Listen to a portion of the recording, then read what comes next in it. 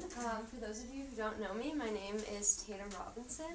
I am a current senior at Champlain College in Burlington, Vermont, where I study environmental policy. And as an environmental policy major, I've spent the last 3 years and some months learning about the human impact on the environment, climate change, what we're doing to mitigate the impacts of climate change, and also what we're not doing. And at the beginning of the semester, I was feeling everything that I was learning in classes and everything that I was reading in the news weighing on my shoulders. I was feeling stressed and fearful and frustrated and devastated about the impacts that climate change was going to have on the future. I looked this up to see if anybody else had a similar feeling, and I found the term eco-anxiety. Eco-anxiety is something that is still being defined and studied because it's so new, but to briefly define it, it's the fear and the worry of the impacts that climate change is going to have and how that's going to impact you, the people that will come after you, and the people that you love. As someone with anxiety, I have a lot of irrational fears. But the thing about eco-anxiety is it's not a worry of if I forgot to turn the stove off when I know I didn't, or if I'm going to forget what side of the road to drive on. Eco-anxiety is about very real things, very real headlines and stories that bombard us in the news every single day. And these are the things that I was seeing every day and the things that so many of us see every day that are just weighing on us and showing us how prevalent these issues are. And I was finding all of this very difficult to deal with. I had lost my passion for my work, and I was feeling very unmotivated and unexcited to do the kind of work that I was once really passionate about, until I started Project Green Challenge.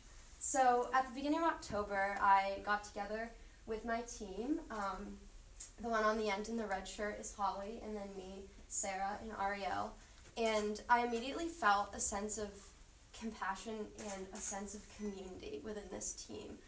We dove right into all the challenges, and as I started doing the challenges, I realized that I could put my anxiety into action. So I turned all of these fears into something more positive with Project Green Challenge.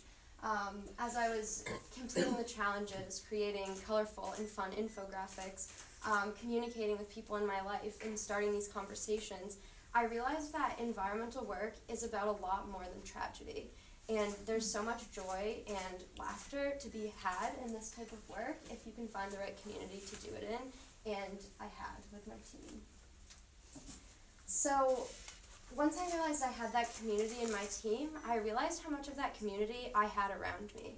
I realized how many people I had that were willing to just get out into nature with me, and how many other people cared about this type of work.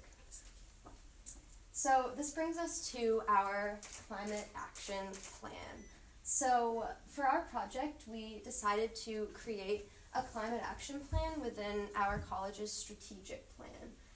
So to paint a picture of what my college is like, it's very small. We have around 2,000 students, many of which are in tech-related fields. Specifically, we are a college where game art, is a really popular major. To put this into perspective a little bit with my major, there's 8 graduating seniors this year in environmental policy, so we are a very small force. Historically, Champlain has been sort of a trailblazer when it comes to environmental issues.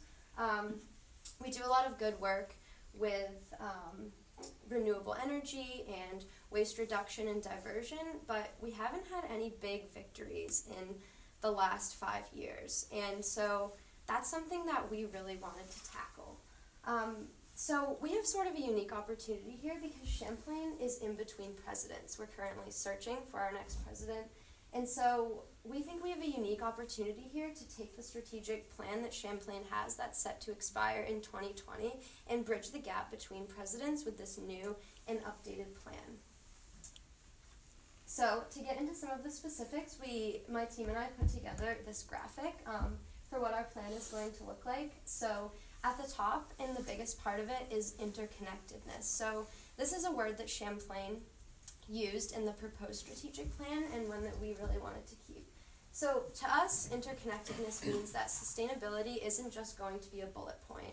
It's going to be infused in everything that every student does on our campus all the time. It's not just a box to check off. It's going to be the way that we live and move forward as a campus.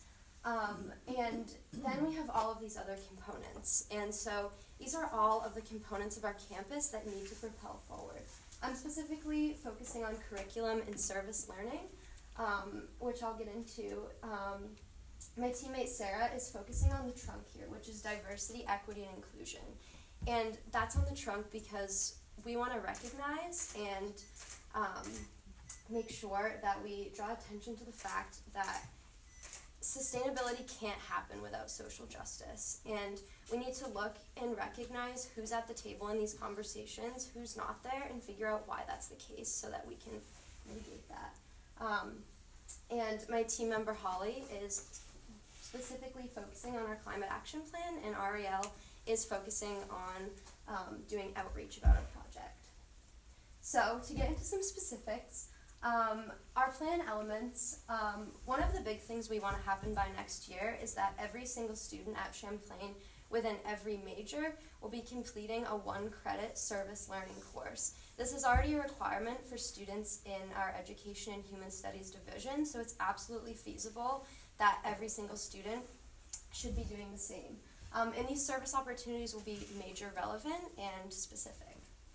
Also, we are working to make Champlain a leader in carbon neutral study abroad. That's actually my senior capstone project for next semester that I'll be integrating into this project. And then we have a unique opportunity to use the gaming curriculum and all of the gaming students to keep propelling change forward.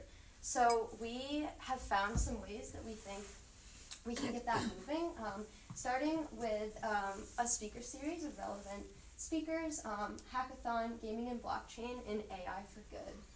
And then what we've done so far is we've met with our interim president, and we've brought up these changes, and with her we've developed some next steps, which include starting a coalition on our campus of students and staff that also want to see these things happen so we can get a bigger group together. We've made drafts of all of the components, and we're working to create final deliverables by the end of the semester. We also want to make the business case because that's important in any institution, and it's really relevant here. So sustainability as the centerpiece of our campus is going to attract students, and it's also going to make current students more prepared for the workforce. Sustainability and environmental education is such a great professional skill to have and something that's really desired. So I want to just wrap it up by saying thank you so much to everybody at Project Green.